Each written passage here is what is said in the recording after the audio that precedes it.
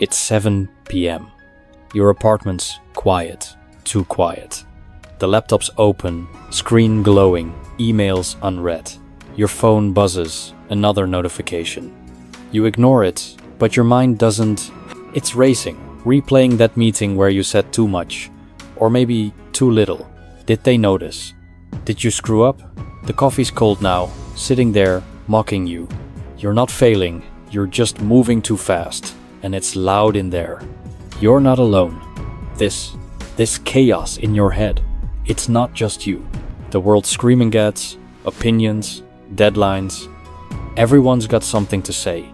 And you're trying to keep up, to react, to prove you've got it together.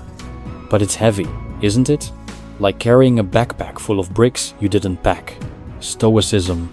It's not a fix. It's not a philosophy to memorize. It's a pause, a breath, a way to slow down, to see clearer, to react less. These 10 keys, they're not rules. They're anchors. Small, quiet ways to outsmart the noise, to outsmart the part of you that's always running. If this feels like you, leave a small sign below. Not for me, not for fame, but so someone else, stuck in the same noise, can find this pause, just like you did. Key 1. Don't speak of your challenges. It's Monday, you're at lunch with a coworker.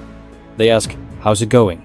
Your mind flashes to the weekend sleepless nights, a fight with your partner, a project that's slipping. You start venting, the words spill out, and suddenly, it's heavier. Like you've made it real by saying it. Your coworker nods, but you see it, they're half listening. And you feel worse. Stoicism says, don't. Not because it's weak to share, but because talking can amplify the noise. Every word you say about your struggles, it's like turning up the volume in your head. It doesn't fix the problem, it makes it louder. Silence though, silence gives you space. Space to process. Space to see the challenge for what it is. Not a monster, just a moment.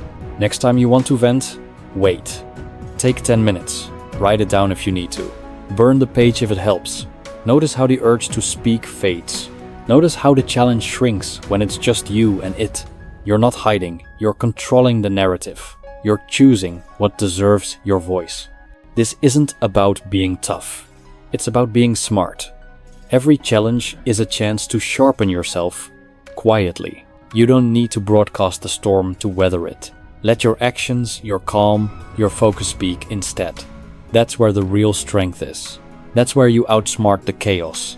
Think about it. When was the last time venting made you feel lighter? Probably never. It's like pouring water into a sinking boat. The more you talk, the faster you sink. Stoics knew this.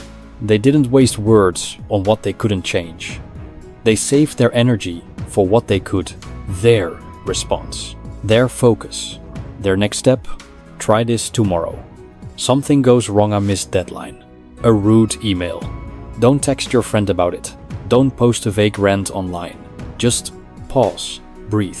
Ask yourself, what can I control here? Maybe it's just your reaction. Maybe it's just walking away. That's enough. That's the first key. Silence in the storm. It's not surrender. It's power. Key 2. Keep your secrets close. You're at a bar. It's late. The conversation's flowing. Your friend leans in, asks about that thing you've been wrestling with. Maybe it's a fear that you're not good enough at your job. Maybe it's a doubt that you'll never finish that novel you started. You hesitate, then you spill. It feels good for a second, like you've lightened the load. But then they bring it up later, casually, like it's nothing, and it stings. Secrets aren't just stories. They're your inner space. The parts of you that don't need to be seen to be real. Sharing them, it's like handing someone a map to your weak spots. Not everyone will use it against you, but some will. Even the ones you trust. Not because they're cruel, but because people are human. They forget, they misjudge, they speak when they shouldn't. Stoicism teaches control. Not over others, over yourself. Guarding your secrets isn't about distrust. It's about respect. Respect for your own mind. Respect for the space where you grow, doubt, dream. Every time you share a secret, you're inviting someone into that space, and not everyone belongs there. Before you share, pause. Ask, does this need to be said? Or am I just needing to be heard? Most times, it's the second. And that's okay. You don't need someone else to validate your truth. Write it down. Talk to yourself in the mirror. Keep it close. And notice how it feels to own it, to hold it without needing approval. This isn't about building walls. It's about choosing doors. There's a time to share when it's safe, when it's purposeful. But until then, let your secrets be yours. They're not burdens, they're anchors. They remind you who you are when the world tries to tell you otherwise. That's the second key. Guard your space, and you guard your peace. Key 3. Stay quiet about your achievements. You finish a project. It's good, really good. You post about it online. A quick update, nothing flashy. The likes roll in 10, 20, 50. It feels warm for an hour. Then it's gone. The glow fades. You're checking your phone, waiting for more. And suddenly, that thing you were proud of, it feels smaller, like it wasn't enough. Achievements aren't for the world. They're for you. Talking about them, it's like giving away a piece of your joy. You're letting others decide its worth. A like, a comment, a nice job. That's not what makes it real. What makes it real is the work, the late nights, the doubts you pushed through. The moment you looked at it and thought, I did this. Stoicism says, let it be enough. Don't seek the spotlight. Don't need the applause. Your achievements are yours in silence. They don't need a stage to shine. When you keep them quiet, you keep their power. You're not chasing validation. You're owning your worth. Try this. Next time you hit a milestone, a promotion, a finished script, a personal best, don't tell anyone. Not right away. Take a walk. Buy yourself a coffee. Sit with it. Feel what it's like to celebrate alone. No likes, no comments. Just you and the truth of what you did. It's deeper than you think. This isn't about humility. It's about freedom. Freedom from the need to be seen. Freedom from the weight of others' opinions. Your work, your wins, they're enough without a megaphone. That's the third key. Let your actions speak and let the world catch up later. Key 4. Don't share your next steps. You're excited. You've got a plan, a side hustle, a new skill, a big move. You tell a friend over dinner. They raise an eyebrow. That's ambitious, they say. It's not mean, but it lands like a dart. Doubt creeps in. What if they're right? What if you fail? By the time you're home, your plan feels shakier, like it's already slipping. Plans are fragile. They're seeds, not trees. Talking about them, it exposes them to the wind, to judgment, to questions you're not ready to answer. Stoicism says, protect them. Keep your next steps close. Not because you're secretive, but because you're focused. Silence keeps your energy where it belongs in the work. Write your plan in a notebook. Lock it away. Tell yourself the steps, quietly, every morning. Notice how it feels to own them, to not need anyone else's nod. You're not hiding, you're building. Step by step, day by day, without the weight of others' eyes. This isn't about distrust. It's about clarity. The world loves to poke holes in what's not finished. Let your plans grow strong before you show them. Let your actions reveal what your words don't need to. That's the fourth key. Silence your steps and you'll walk steadier. Key 5. Avoid talking about others. You're in the break room. A coworker's name comes up. They botched a presentation and everyone's smirking. You join in. A small jab, nothing harsh. It feels good for a second, like you're part of the group. But later, you see them in the hall. They smile, you don't, something's off. And it's you. Gossip is a trap. It pulls you into drama, into judgments that don't matter. Stoicism says, step away. Not because you're better than anyone, but because talking about others steals your peace. It's noise you don't need. Every word you say about someone else, it's energy you could have spent on yourself. Next time the conversation turns to someone screw up, shift it. Ask about lunch plans. Crack a joke. Notice how it feels to stay clean, to not carry that weight home. You're not judging, you're choosing focus, choosing calm. This isn't about being perfect. It's about being free. Free from the cycle of gossip, of comparison, of negativity. You don't need to tear someone down to stand taller. Your character, your actions, they're enough. That's the fifth key. Stay quiet about others, and you stay clear. Key 6. Keep your good deeds silent. You're walking home. A stranger drops their wallet. You pick it up, chase them down, hand it back. They thank you, and you smile. It feels good, pure. But then you want to tell someone, post about it. Share the story, get that nod of approval. And just like that, the moment feels smaller. Good deeds don't need a spotlight. They're not for likes or praise. They're for the act. Stoicism says, let it be enough. The value of kindness is in the doing, not the telling. When you talk about it, you're trading something sacred for something cheap.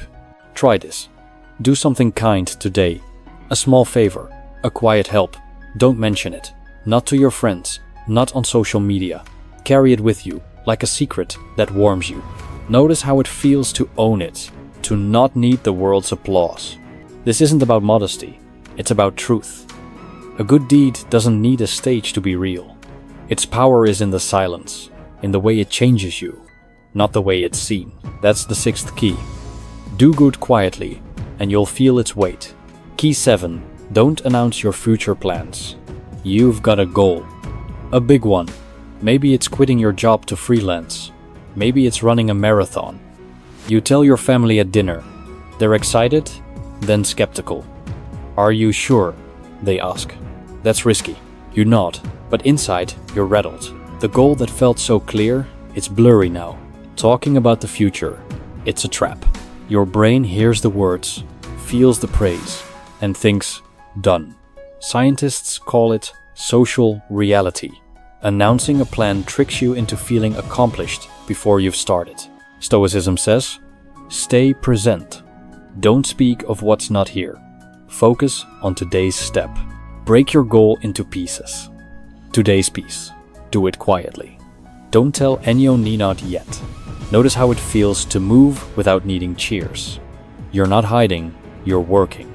Every silent step builds something real. This isn't about secrecy. It's about power. The power of now. The power of action over words. Keep your future close, and it stays yours. That's the 7th key. Live today, and tomorrow will come. Key 8. Guard your weaknesses. You're at a team meeting.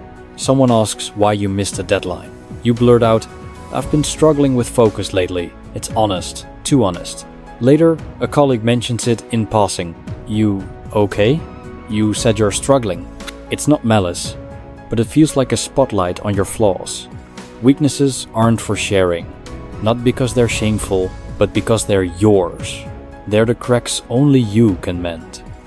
Talking about them, it's like handing someone a hammer. Not everyone will swing it, but some might, even unintentionally. Stoicism says, protect yourself. Face your weaknesses in silence. Journal them, work on them, alone. Notice how it feels to own them without fear of judgment. You're not hiding, you're healing. You're choosing who gets to see the real you. Try this. Next time you feel vulnerable, don't speak. Write it down. Ask, what can I do about this today? Maybe it's a small step. Maybe it's just breathing. That's enough. That's the 8th key. Guard your cracks and you build your strength. Key 9. Hold your deepest dreams close. You're lying in bed. It's late. Your mind drifts to that dream, the one you've carried for years. Maybe it's writing a book. Maybe it's moving to a new city. You told a friend once, and their doubt stuck with you. That's tough, they said. Not many make it. Now, every time you think of it, their voice is there. Dreams are seeds. They need darkness to grow. Sharing them too soon, it's like digging them up before they're ready. The world's quick to judge, to question, to weigh in.